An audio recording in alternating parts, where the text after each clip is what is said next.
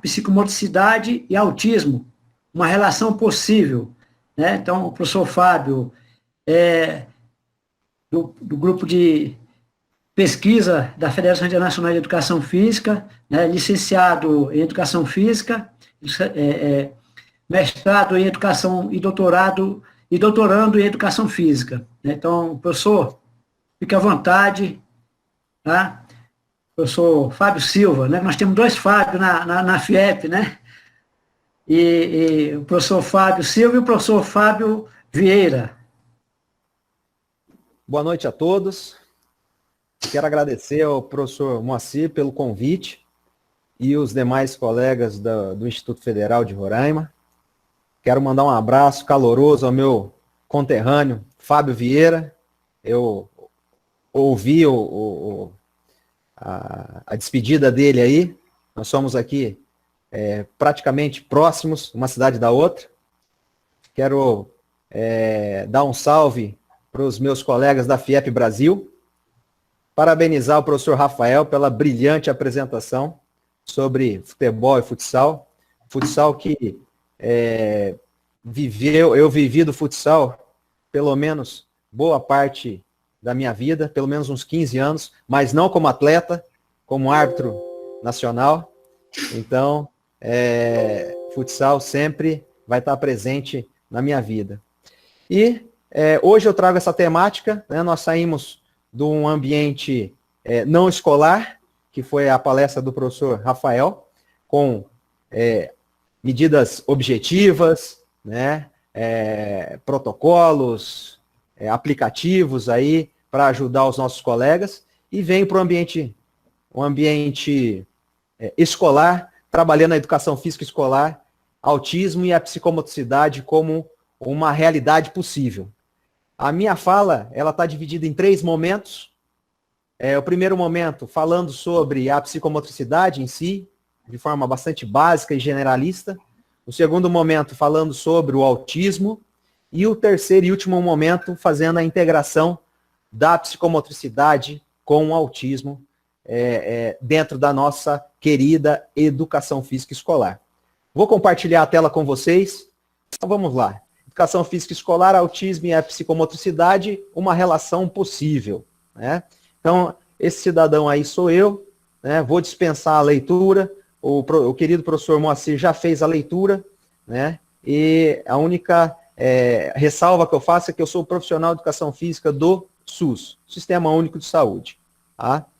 A psicomotricidade, ela pode ser definida como campo transdisciplinar que estuda e investiga as relações e as influências recíprocas e sistêmicas entre o psiquismo e a motricidade. Uma fala bastante relevante de Vítor da Fonseca, uma das referências, assim como Rosa Neto, em termos de psicomotricidade. É lógico que nós temos Vallon, é lógico que nós temos Lebuche, mas Vítor da Fonseca e Rosa Neto, para mim, são as referências na área da psicomotricidade. Ok? E eu falo também, pessoal, em algumas temáticas, melhor, em algumas falas, que a psicomotricidade nada mais é do que alfabetizar o corpo através do movimento, né? Então, a partir da intencionalidade do movimento, a partir da objetividade, que para a criança pode ser através de uma brincadeira, através de uma recreação, através de um exercício mais pontual, ela vai estar aprendendo a se conhecer e otimizar as potencialidades que o seu próprio corpo pode estar ofertando. Então, vários slides que vocês passarão a acompanhar, pessoal, eles têm várias palavras-chave que estão em vermelho. Essas palavras-chave são a essência desse slide, tá? Para que a leitura não fique cansada e que eu não fique só e somente fazendo as repetições, né? Então, a psicomotricidade, ela favorece os aspectos físico, mental, afetivo, emocional e sociocultural. Segundo Lebuche, a psicomotricidade se dá através de ações educativas, de movimentos espontâneos e atitudes corporais da criança. Tudo isso proporcionando a sua formação da personalidade. A psicomotricidade, ela auxilia na prevenção e tratamento das dificuldades do processo de ensino.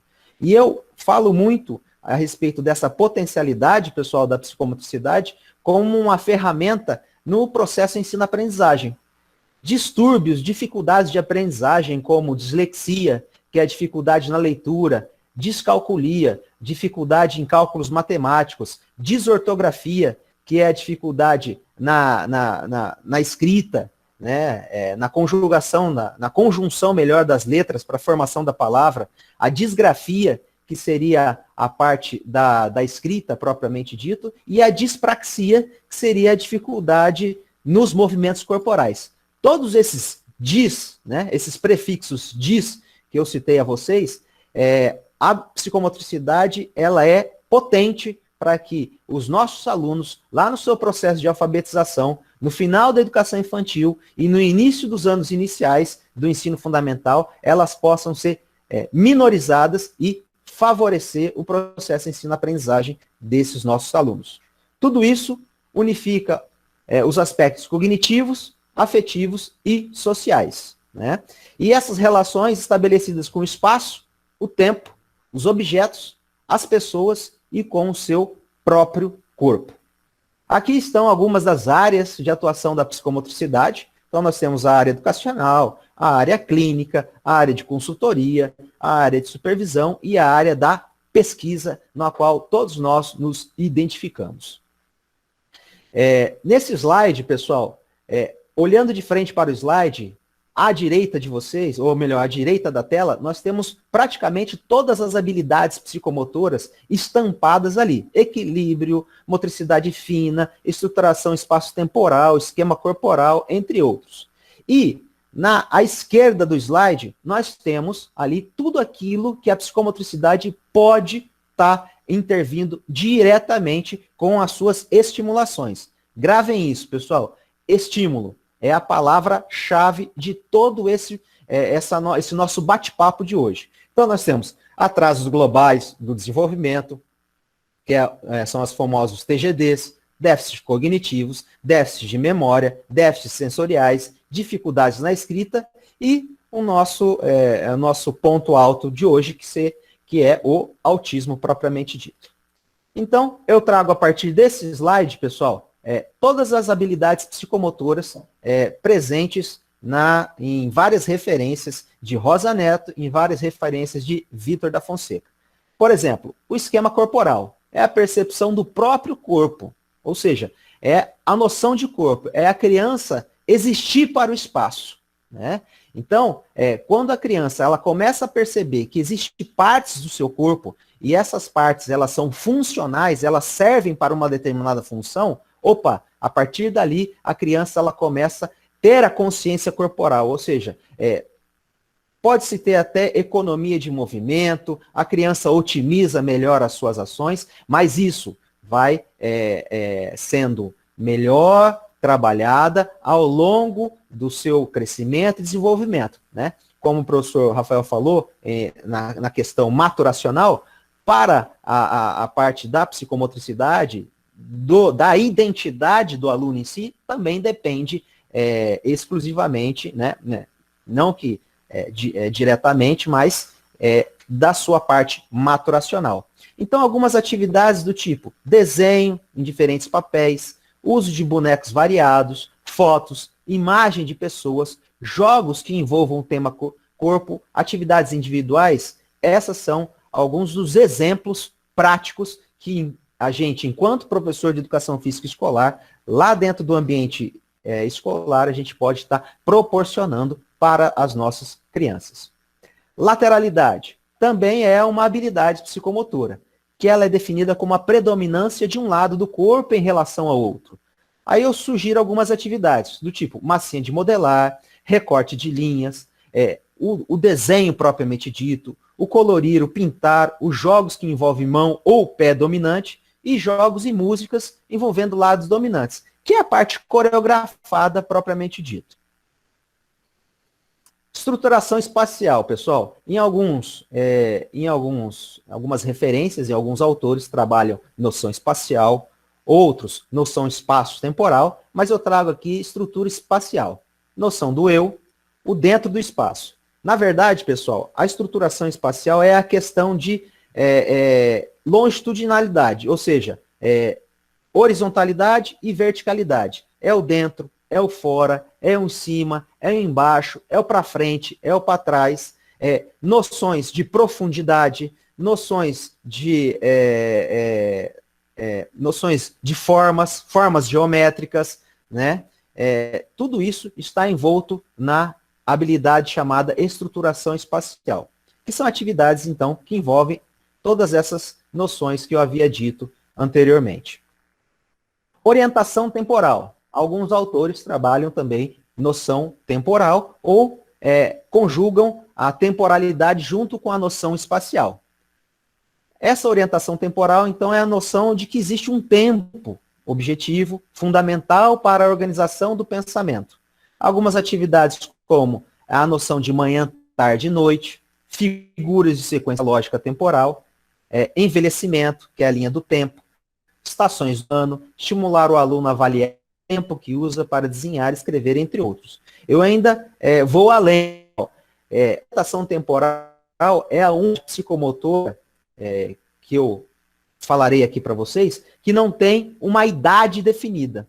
Todas as outras têm uma idade definida que pode ser, que deve ser trabalhada, que deve ser cobrada do aluno. A orientação temporal não, porque essa orientação temporal, ela parte do princípio do ritmo biológico da criança, né? Ou seja, cada uma delas tem o seu ritmo próprio.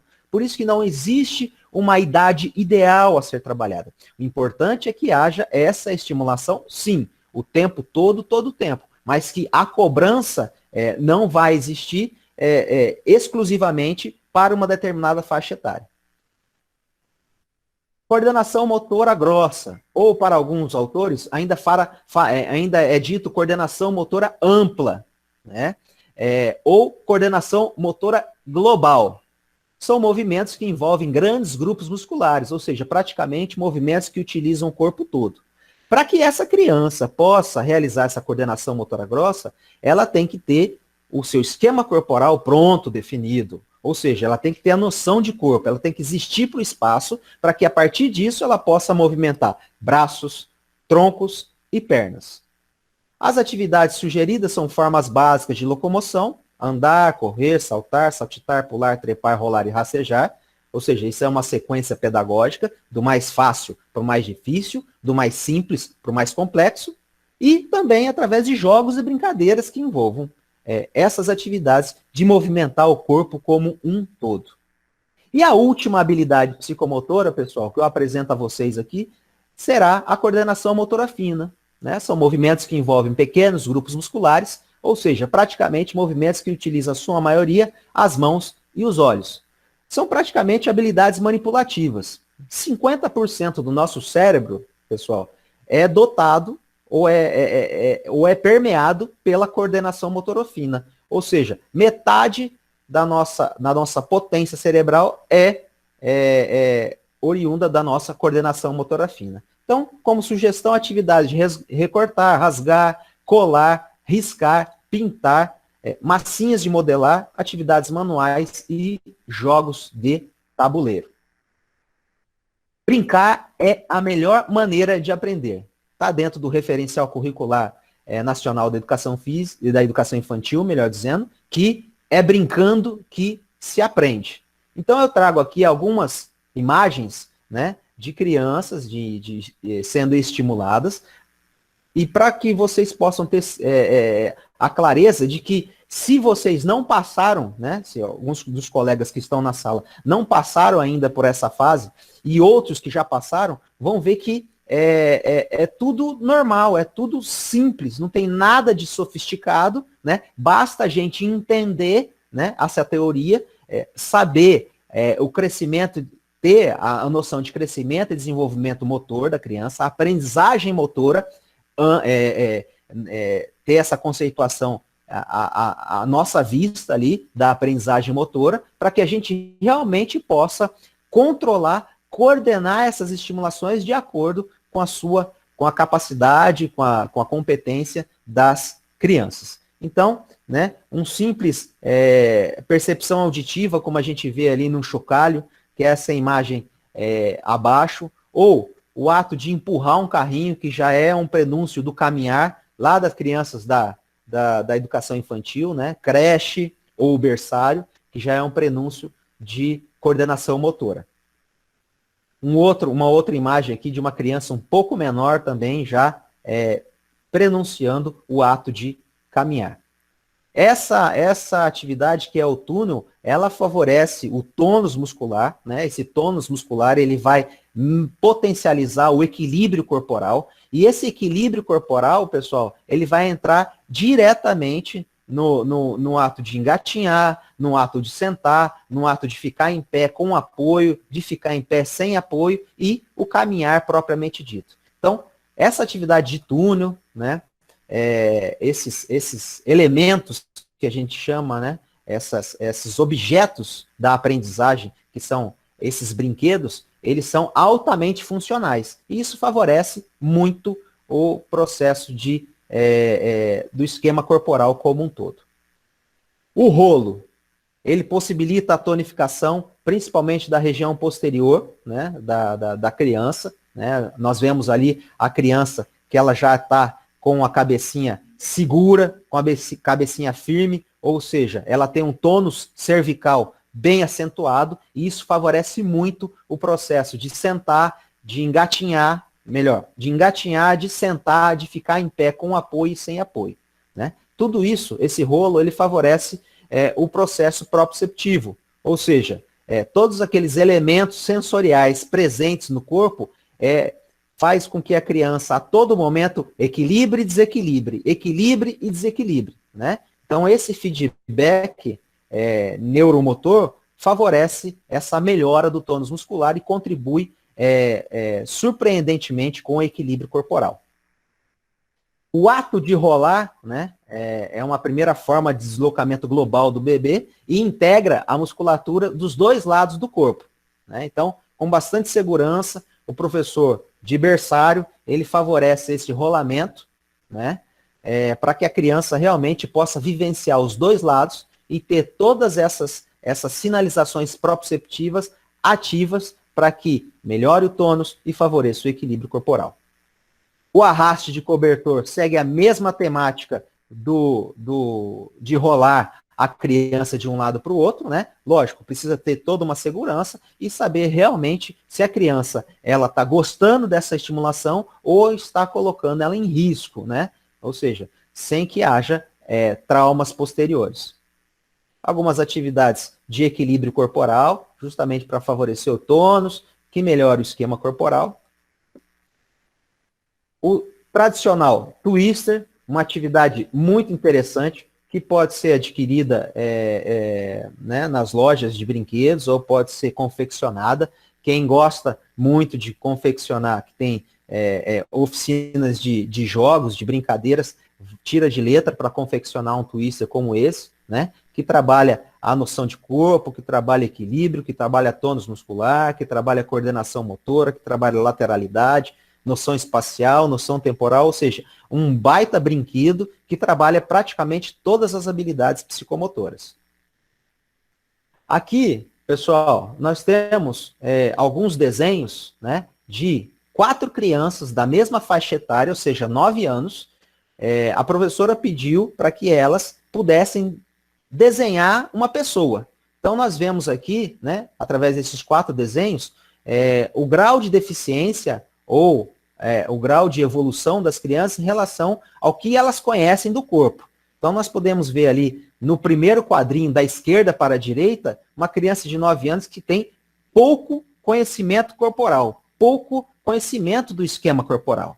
Sabendo que, na parte superior desse slide, nós temos ali, graduado pelas faixas etárias, o que cada uma dessas crianças deveria saber quando se tem 9 anos de idade. É lógico, pessoal, isso aí é relativo. Tudo vai depender da vida pregressa dessa criança de 9 anos, ou seja, a quantidade de estimulação que ela teve, de estímulos que ela teve em ambiente escolar e fora do ambiente escolar.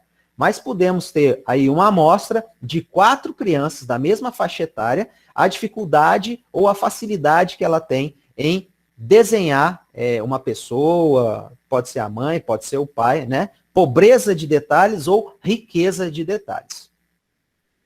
Trabalhar as partes do corpo, né, através da montagem desse quebra-cabeça, dessa quebra-cabeça, melhor dizendo, né, favorece todo o trabalho de esquema corporal, sempre respeitando a lei céfalo-caudal, ou seja, a maturação orgânica ou sistêmica de todos nós começou da cabeça em direção aos pés, ou próximo distal, né? Se deu a evolução da nossa maturação, do nosso crescimento e desenvolvimento, do centro do nosso corpo em direção à periferia, né? Às extremidades periféricas. Então, um simples gesto de apontar o dedo, né? Colocar o dedo no nariz, né? É sinal de que a criança já tem um bom aporte do seu esquema corporal.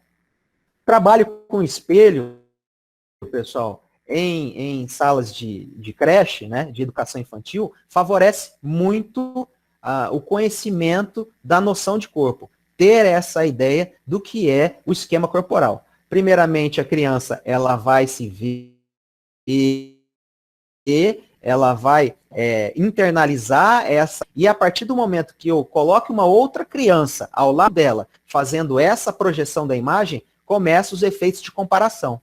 Por que que o meu olho é dessa cor e o olho dela é de outra cor? Por que que o meu cabelo é desse jeito e o cabelo dela?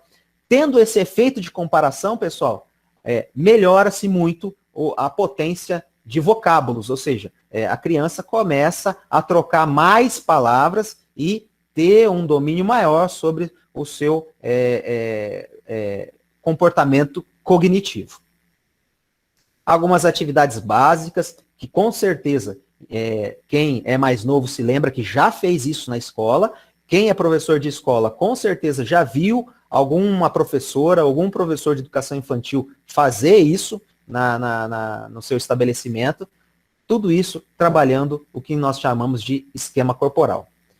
Expressão facial também entra na constituição do que seria esquema corporal, pessoal, né? Então, essa expressão facial, ela favorece muito. E vejam bem, pessoal, para aqueles colegas que estão na sala, que trabalham na educação, na escola, né? Conseguem me entender que eu estou falando alguns assuntos ou abordando algumas temáticas voltadas para nossa base nacional comum curricular. Principalmente quando se trabalha os campos de experiência lá na educação infantil, né? Então, lá os campos de experiência, corpo, gestos e movimentos, traços, sons, cores e formas, tudo isso vai de encontro àquilo que nós estamos falando em termos de estimulação psicomotora. Uma simples atividade como montar uma pessoa é atividade de esquema corporal, né?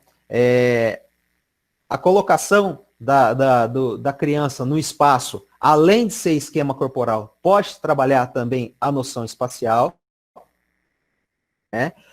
O simples ato, pessoal, de pular corda, vejam bem, nós temos 3 crianças pulando corda, né?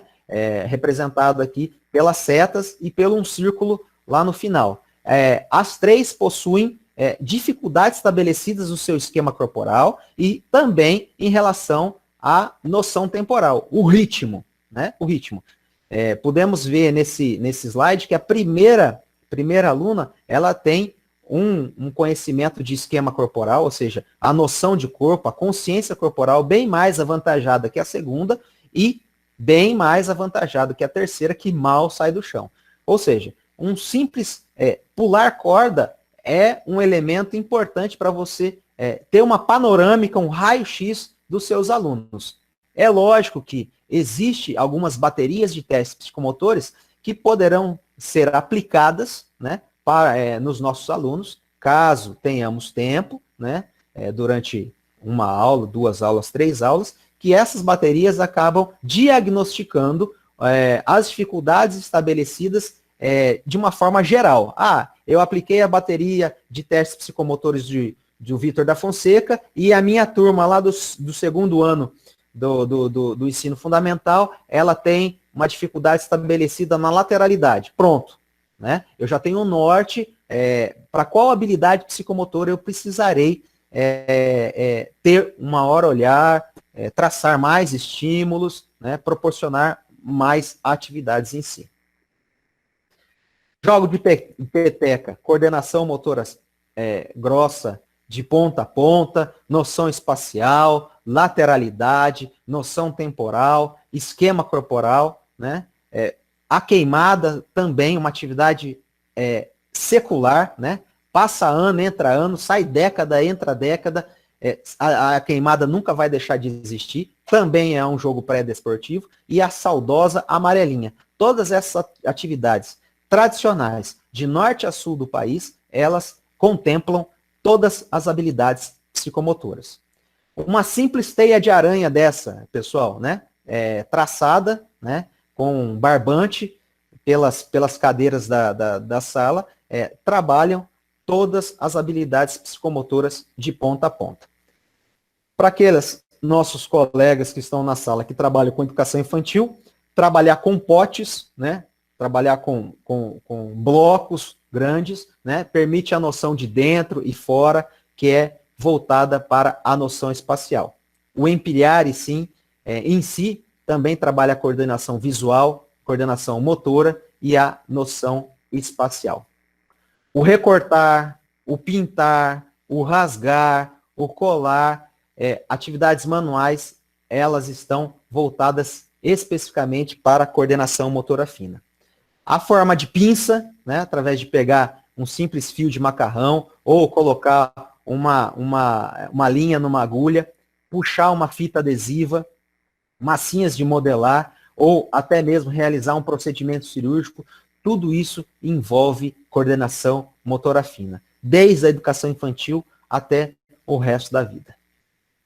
A utilização de lanterna, pessoal, ela é muito legal, né? Principalmente na educação infantil, porque estimula a criança a ter contato com esse foco, né, da lanterna, indo de encontro a esse foco da lanterna, ou seja, fazendo a movimentação da coordenação motora grossa, seu esquema corporal, apontando, pegando, e que se assemelha muito ao trabalho com a bolha de sabão, ou seja, a criança vai querer apertar, vai querer estourar, vai querer segurar, e isso favorece muito a atividade de coordenação visual e motora. Pessoal, tudo bem até agora? Pessoal, então, eu fiz um apanhado geral, né, de forma bastante elementar, bastante básica. Psicomotricidade eu poderia estar falando aqui horas e horas, segmentando por faixas etárias ou conjunto de faixas etárias, né, para que realmente a gente pudesse ter uma noção bem avantajada da psicomotricidade. Agora eu entro na minha segunda etapa, né, segunda parte da minha fala, que é o autismo propriamente dito, e já começo com esse símbolo, né? A gente vê esse símbolo por aí, através de leis municipais, estaduais, federais, reserva de vagas, né, de estacionamentos, locais próprios para locais de assento, né, reservado para autistas, mas a gente não entende, não sabe muito bem o que significa, sabe que é do autismo. Então vamos lá, a cor azul representa a maior incidência de casos, que é no sexo masculino. Ou seja, pessoal, para cada 5 crianças autistas, 4 são meninos, né? Por isso a cor azul, né, do autismo. E o quebra-cabeça, né, nós temos esse laço, né, essa fita toda montada em quebra-cabeça, né, em peças de quebra-cabeça, que representa a complexidade do autismo. As cores diferentes representam a diversidade de pessoas e famílias que convivem, né? Então, é um laço muito bonito, altamente significativo, mundialmente conhecido, e o 2 de abril é a data mundial do autismo, ou transtorno do espectro autista. O transtorno do espectro autista, né, pessoal, ele é uma doença neurológica, é patológico, né?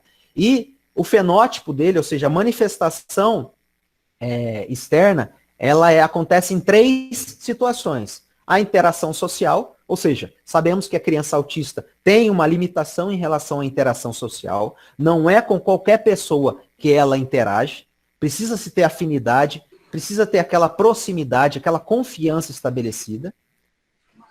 Uma outra esfera, né, de manifestação da criança com transtorno espectro autismo é a comunicação, né? Sabemos que a criança autista, ela tem uma comunicação verbal dificultada, ela tem uma melhor comunicação não verbal, ou seja, ela aponta, ela faz movimentos quando ela quer, ela pega o braço da outra pessoa e aponta, mostrando o que ela quer. Então, ela tem uma comunicação não verbal um pouco melhor do que a comunicação verbal propriamente dita.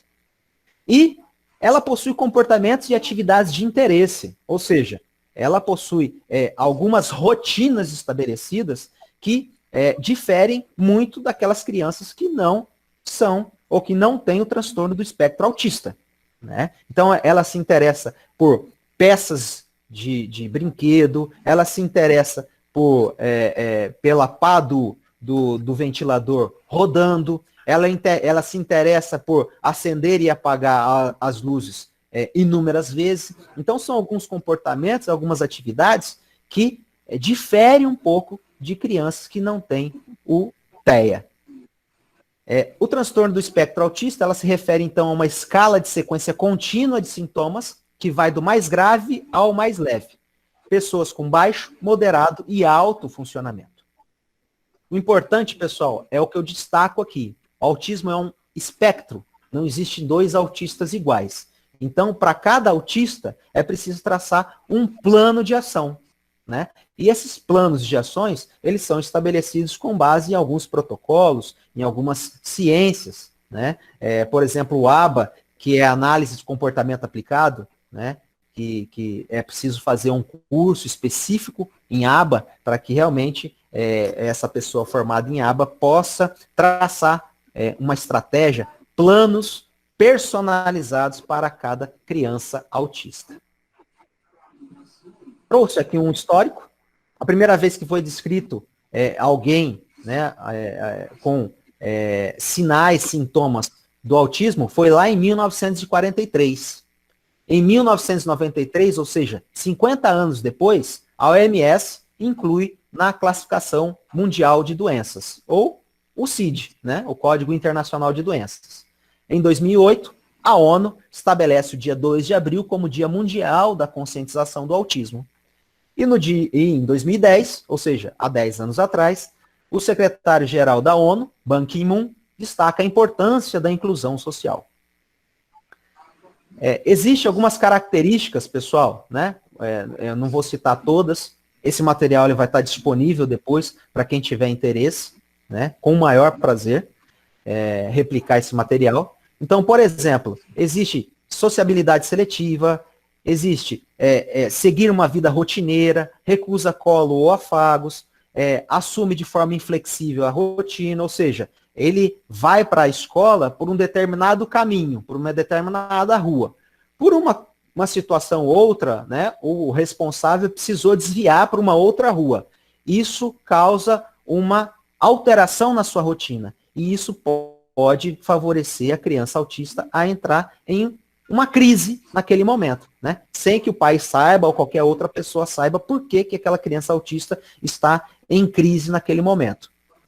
E dificuldade na interação social. E o que mais a gente percebe, pessoal, de consenso geral, é que a criança autista não estabelece contato com os olhos, né? É aquele olhar desviado, sempre na diagonal, olhando para cima. Então, pensou-se numa criança autista, praticamente 100% das pessoas dizem isolamento social e criança que não olha nos olhos.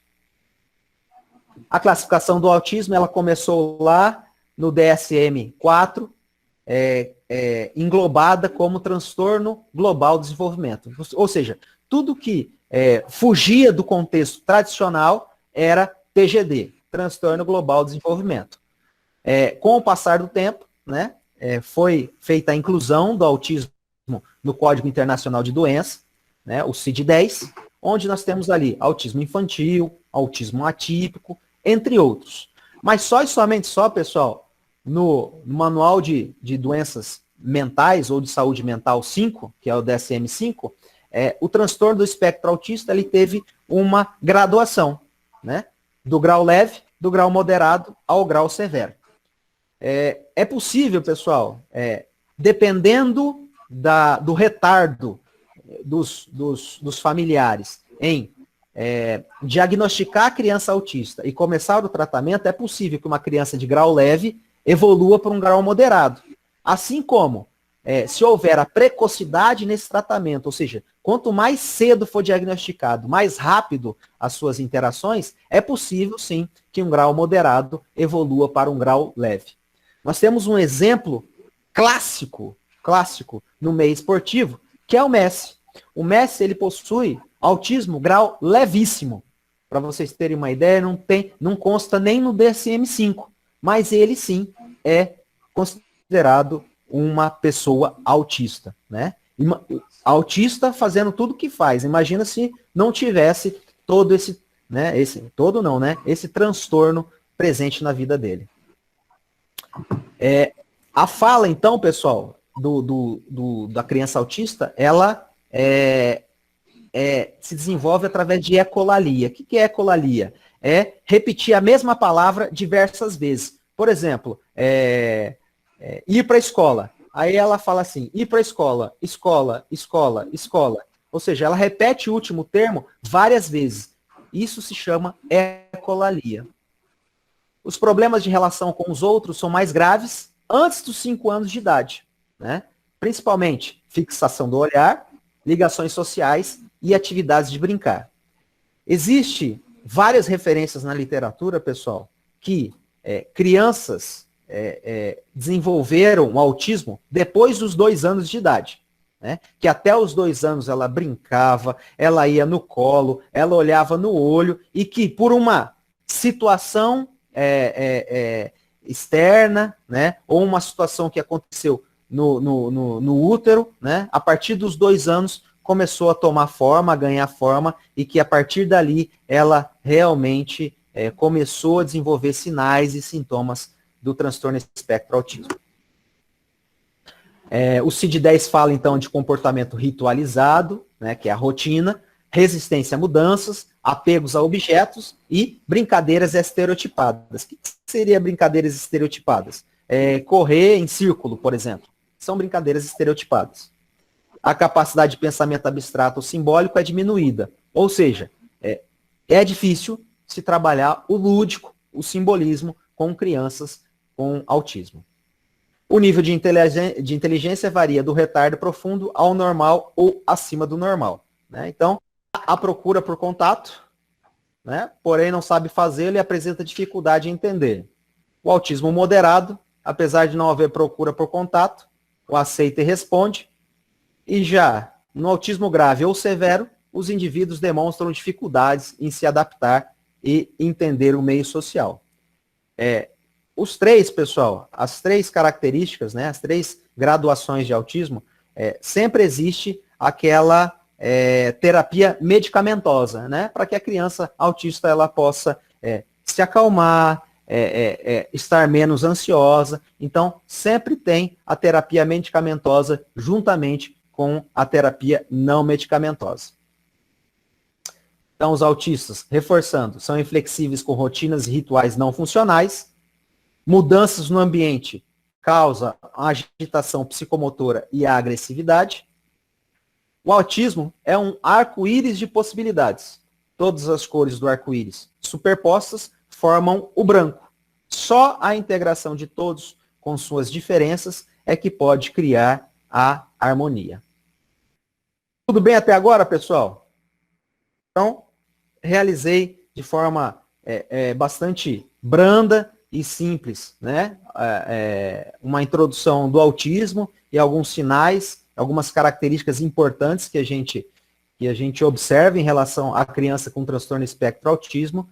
E agora eu pretendo partir para a minha última parte, que é a integração do autismo com a psicomotricidade dentro da educação física escolar.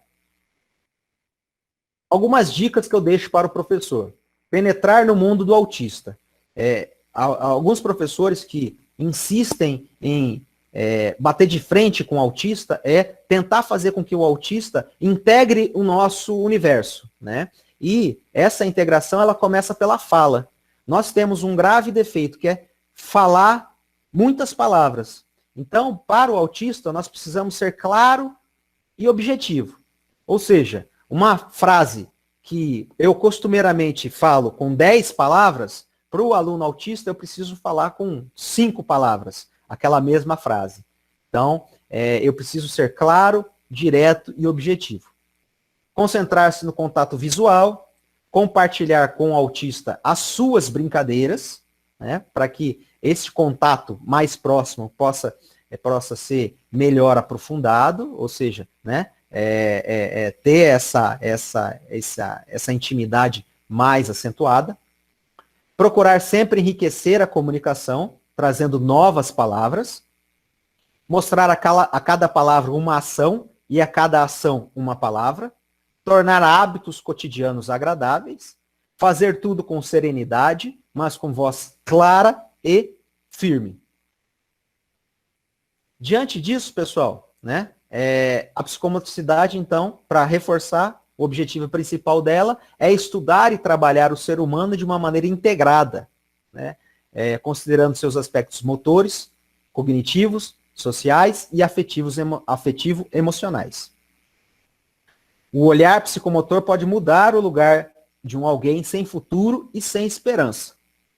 A psicomotricidade, ela interage, né, com as crianças através de mediadores verbais e não verbais.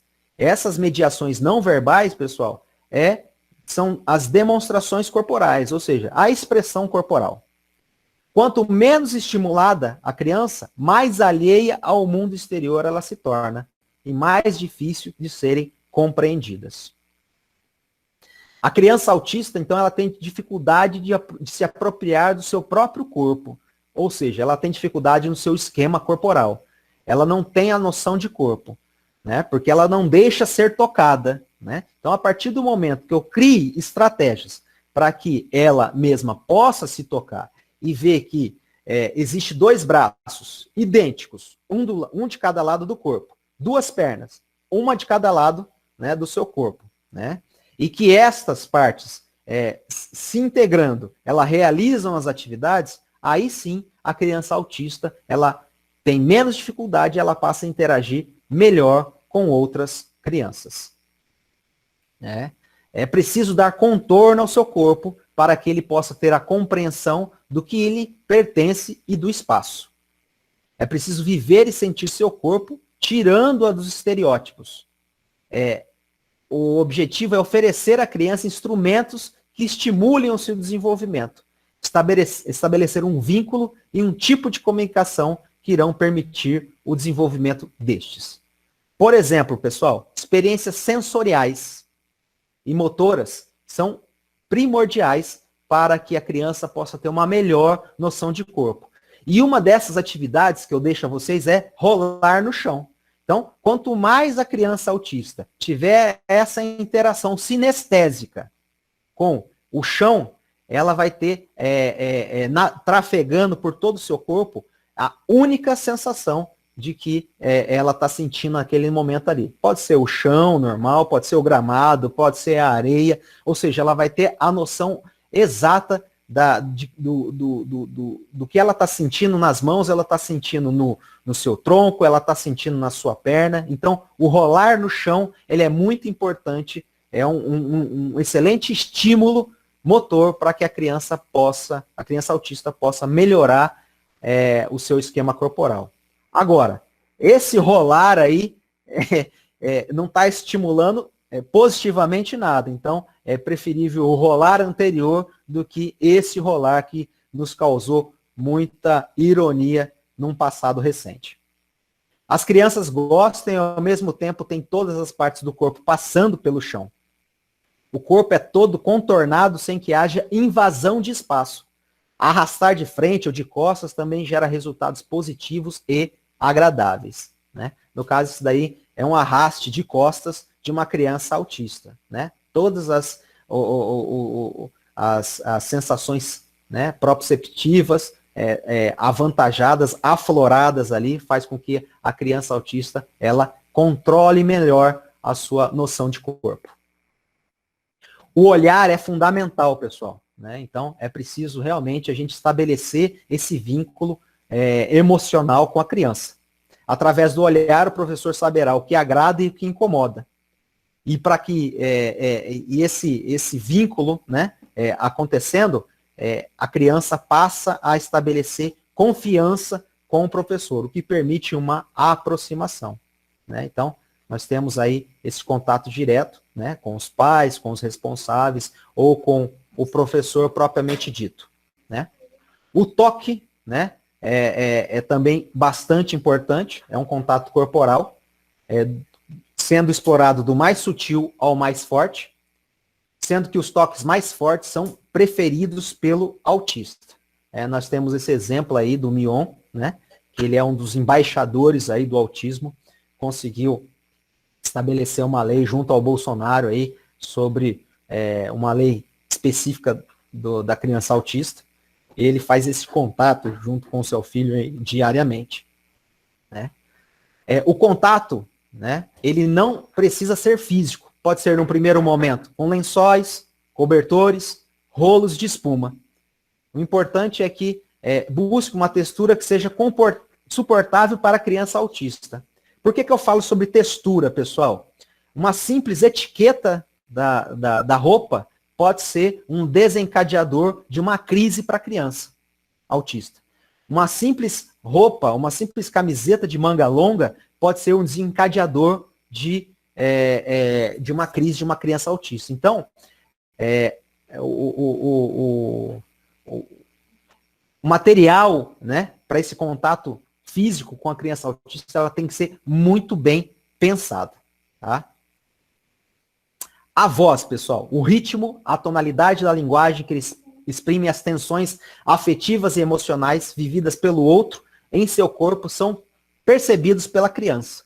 Pode-se pensar no mediador, o importantíssimo que é a voz, né? Então, a criança com transtorno do espectro autista, a partir do momento que aquele adulto, né, pode ser lá na sala de apoio ou na sala regular, a criança autista começa a perceber outros ritmos e outras tonalidades de linguagem, ela começa a melhorar o seu comportamento motor, o seu comportamento cognitivo e afetivo social. É importante iniciar uma aproximação pela voz, mesmo que seja pedindo permissão para tal. Deve-se sempre ter em mente que ainda que a criança não responda verbalmente, ela dá indícios de suas vontades, e esses indícios podem ser apontar com as mãos, pode ser apontar com os olhos, pode ser ir de encontro até uma determinada situação, dizendo, né, que quer aquele determinado objeto. O importante é orientar a família em relação à patologia, né? Existe um tripé, pessoal, importantíssimo, que tem que ser levado em consideração quando trabalha o transtorno do espectro autismo. Esse tripé, ele é fundamentado na família, na parte educacional e na parte clínica. Sem dessas pilastras, né, a criança autista ela não consegue se manter em pé. Então, se eu tenho o educacional e clínico, mas não tenho o aporte familiar, essa criança autista ela não se mantém ativa, né, no sentido literal da palavra. Então, é preciso ter essa tríade, essa trinca, família, a parte clínica, né, e a parte educacional. Estratégias para a manutenção da atenção do aluno autista em sala. Então, começando no sentido horário, pessoal, ali em utilizar linguagem objetiva, privilegiar as habilidades, propor pequenas tarefas, incentivar sempre, propor atividades que estimulem pensamento lógico, adaptar currículo, evitar atividades muito longas, utilizar jogos, explorar o cotidiano, utilizar abordagens sensoriais, propor atividades baseadas no interesse do aluno. Isso é muito importante porque aumenta o vínculo estabelecido entre nós, professores, e o aluno, mas que isso não vai acontecer sempre, é uma moeda de troca, né? Então, vai chegar um determinado momento que agora eu vou propor aquilo que é da minha alçada, do meu interesse. né?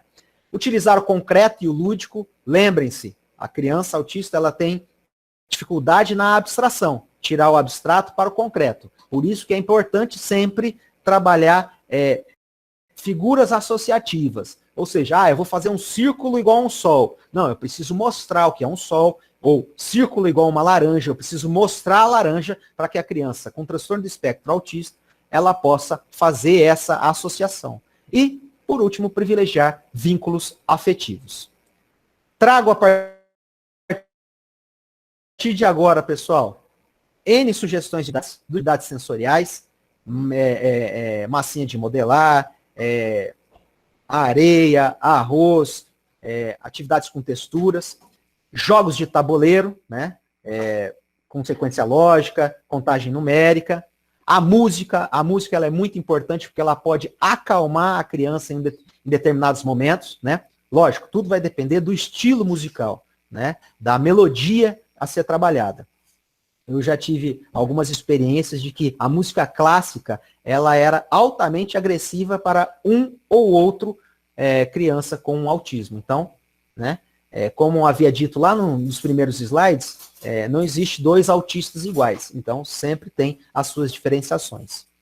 A atividade de imitação ela é muito importante, porque essa imitação vai favorecer a solidificação dessas informações, sendo informações motoras, cognitivas ou afetivas sociais.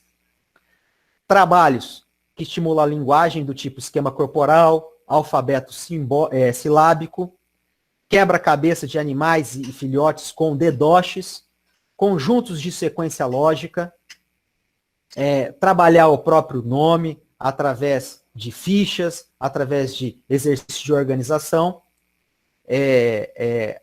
atividades direcionadas, voltadas mais para cores, onde há uma interação sequencial daquela cor com um determinado movimento, né?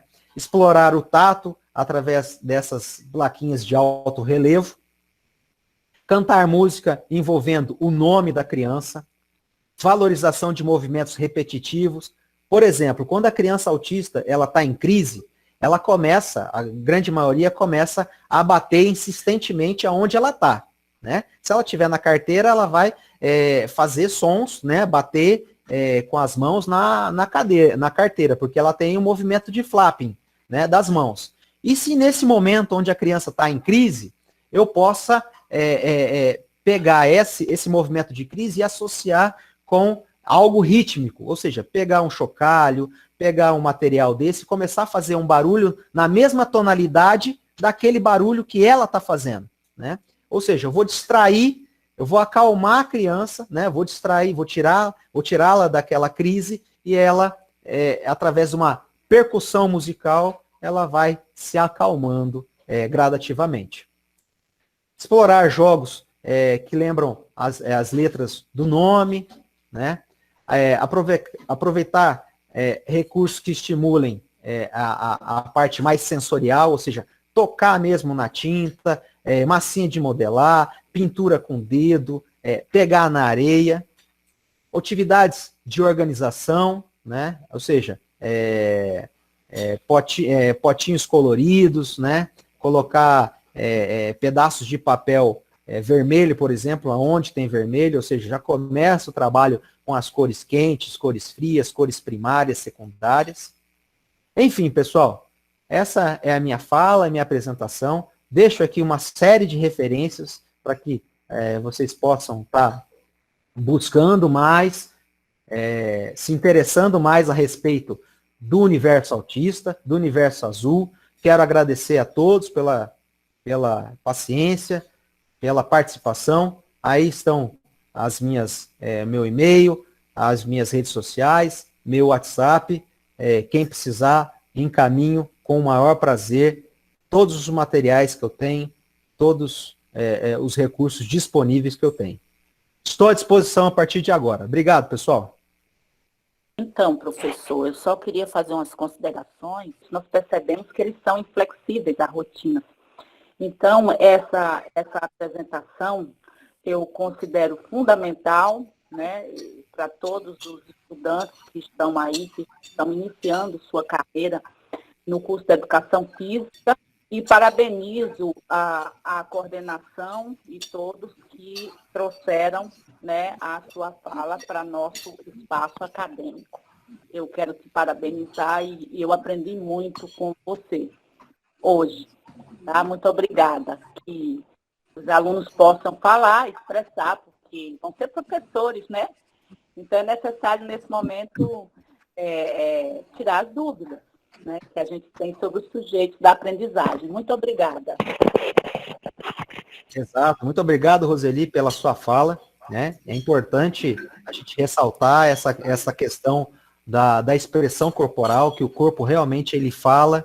E quando a gente se depara com algumas limitações, né? Porque a gente está acostumado com aquilo que é tradicional, né? Aquilo que não vai lhe dar trabalho, aquilo que realmente é dentro da educação física escolar, vai chegar lá na nossa quadra, vai realizar a atividade e pronto. Mas aqueles alunos que têm essa dificuldade, que têm essa limitação, a gente precisa dioturnamente estar estudando e estar pensando em todas as estratégias possíveis e impossíveis para que essa criança ela possa se manter no ensino regular, né? Hoje a gente tem essa preocupação, essa necessidade, né, de se aperfeiçoar para as crianças que já estão e para as crianças que virão. Mas e os adultos, né? Você citou que vocês têm adultos já no ensino superior, adultos, né, laudados, diagnosticados com autismo já no ensino superior. Então a gente pensa, né, na inserção dessas crianças na sociedade para que ela possa se manter sociável e nas suas rotinas de um futuro adulto, né, em trabalhar, em estudar. Então, a gente pensa em só passar pela vida dessas crianças? Não, a gente precisa contribuir para que essas crianças possam ser adultos promissores, adultos produtivos, ter uma vida produtiva que seja nos estudos do ensino superior ou buscando trabalhos, enfim. Então, quando eu penso na educação física escolar e penso no autismo, né, a diferença estabelecida lá no nosso chão de sala, eu penso nos elementos, eu penso nas estratégias. E eu trouxe aquilo que eu domino da psicomotricidade para tentar fazer essa ponte entre a educação física escolar e o universo autista. Obrigado, Roseli. Primeiramente, eu quero agradecer, né, o nosso delegado adjunto da FIEP Brasil, né, professor Cássio Hartmann, que está nos acompanhando aí desde a primeira palestra e vai estar nos acompanhando aí em todos esses momentos, né, os professores, né, que tiveram de sair da sala, mas deram toda a contribuição também, participaram, né, os professores da FIEP Brasil. Excelente palestra, tá? Obrigado por isso aí, tá? E que Deus sempre lhe proteja e abençoe sempre, tá? E obrigado por aceitar o nosso convite e já sabe que já está convidado para o nosso próximo evento, né?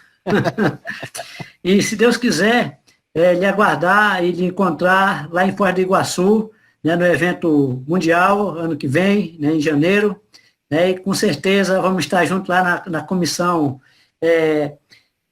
científica, né? E obrigado, professor. Então, Imagina, vontade, professor Moacir, eu que agradeço a lembrança, né? Nos vimos poucas vezes e fui lembrado. É um orgulho muito grande em fazer parte dessa família FIEP e agora essa família do Instituto Federal de Roraima. Não posso deixar de agradecer aqui a professora Rosinha, que esteve presente o tempo todo aí, né, nas duas palestras, e o professor Cássio também pelos elogios aí. Quero agradecer a todos que externaram o agradecimento pela palestra. Me coloco à disposição, né? E quem sabe aí, assim que terminar essa pandemia, a gente possa realizar um evento presencial, onde a gente possa estar nos abraçando, nos confraternizando e trocando experiências aí. Joia, pessoal? Um abraço a todos e vamos seguir aí com os próximos eventos aí.